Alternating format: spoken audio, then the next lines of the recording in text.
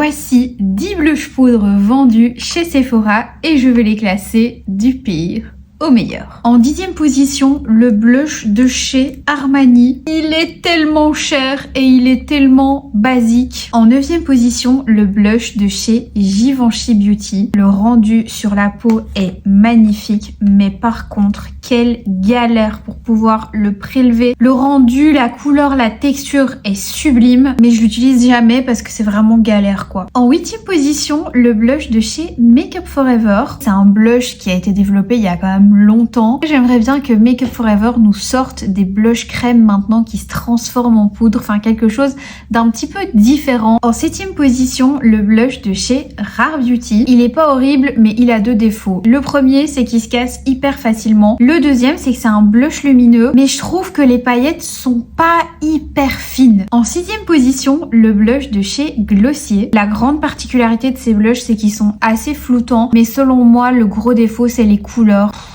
En 5e position, le blush de chez Too Faced. Autant les couleurs sont super mimi, autant ils ont une odeur qui au quotidien m'embête un petit peu. Surtout quand j'utilise le bronzer de la même marque, ça fait un petit peu beaucoup les odeurs Too Faced.